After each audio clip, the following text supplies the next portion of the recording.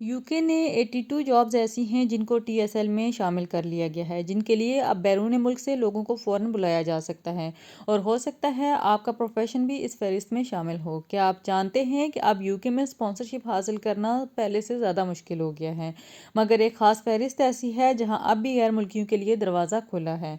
अगर आप यूके आने का प्लान कर रहे हैं तो ये वीडियो आपके लिए इम्पॉर्टेंट हो सकती है, क्योंकि नई इमिग्रेशन पॉलिसी ने स्पॉन्सरशिप के असूल मुकम्मल तौर पर तब्दील कर दिए हैं।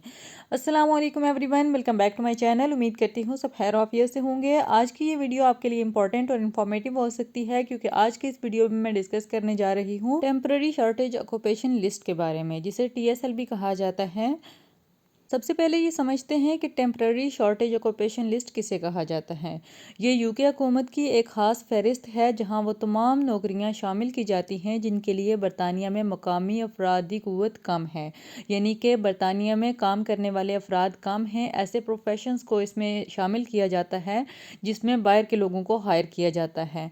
तो इसमें कुछ नया एडिशन किया गया है, यानी आपको पता है कि पहले से शॉर्टेज ऑक्यूपेशन लिस्ट भी कहा जाता था, लेकिन जुलाई 2025 से हुकूमत ने एक नई आर्जी यानी टेम्पररी फहरिस्त मुतारफ़ करवाई है, जो कुछ वक्त के लिए नाफिज रहेगी, मुस्तकिल नहीं है।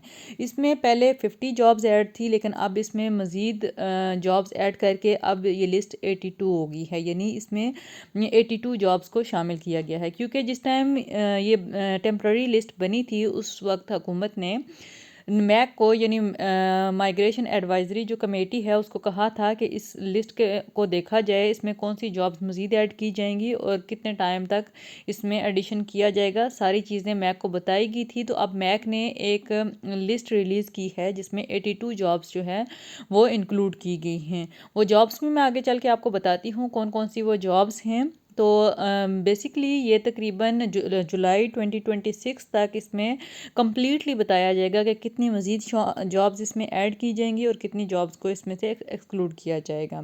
तो सबसे पहले हम देखते हैं कि कौन कौन सी जॉब्स को इसमें इंक्लूड किया गया है। इनमें से कुछ जॉब्स मैं आपको पढ़ के भी सुनाती हूँ, जिसमें book keepers, payroll manager, plumbers, heating technician, ventilation engineer, painters, decorator, energy plant operator, credit controller, writer, photographers, dancers, काफ़ी चीज़ें हैं जो काफ़ी प्रोफेशन को इसमें ऐड किया गया है। आप ख़ुद भी government.uk की ऑफिशियल वेबसाइट पे जाके सारी जॉब्स देख सकते हैं। अगर इनमें से किसी भी प्रोफेशन के रिलेटेड आपके पास एक्सपीरियंस या नॉलेज है तो आप इन जॉब के लिए अप्लाई कर सकते हैं। क्योंकि आप जानते हैं 22 जुलाई 2025 से यूके हुकूमत ने इमिग्रेशन कवानीन में बड़ी तब्दीलियाँ की हैं।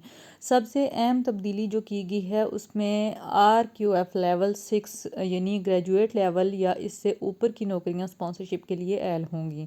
यानी अगर आप अब यूके आना चाहते हैं तो कम से कम आपकी एजुकेशन जो है वो बैचलर्स होनी चाहिए, फिर ही आप यूके स्पॉन्सरशिप जॉब के लिए अप्लाई कर सकते हैं। इससे पहले RQF लेवल 3 से 5 भी चल जाता था, यानी बहुत सी ऐसी जॉब्स आप कर सकते थे जिसमें आपकी अगर एजुकेशन इंटर है तो भी आप अप्लाई कर सकते थे, लेकिन अब इनको इस फहरिस्त से निकाल दिया गया है।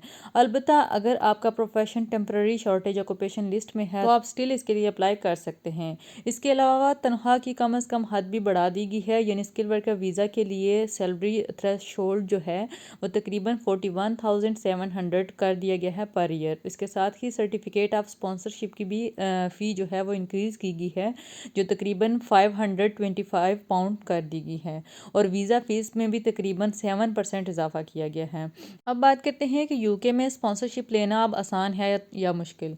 तो हकीकत यह है कि अगर आप यूके में आला तालीम याफ्ता हैं, यानी आपकी एजुकेशन मिनिमम बैचलर या बैचलर से ज़्यादा है और आपकी जॉब जो है, आपका प्रोफेशन शॉर्टेज ऑक्यूपेशन लिस्ट में शामिल है, और इसके साथ ही अगर आपके पास तजुर्बा है उस जॉब के रिलेटेड, तो अभी भी आपके पास चांसेस हैं यूके में जॉब के। लेकिन अगर आपकी जॉब मीडियम स्किल की है, यानी आपकी दरमियानी महारत है, ऐसी जॉब्स जो कि जैसा केयर वर्कर, लेबर या निचली सतह की मुलाजमतें जो यूके में बहुत से लोग कर लेते थे, तो नया सिस्टम आपके लिए काफ़ी सख्त हो सकता सकता है, क्योंकि केयर सेक्टर के लिए नए वीज़े आर्जी तौर पर यूके गवर्नमेंट ने रोक दिए हैं और स्पॉन्सरशिप के अखराजात भी बढ़ चुके हैं, यानी अब मुकाबला ज़्यादा और रास्ता थोड़ा महदूद है।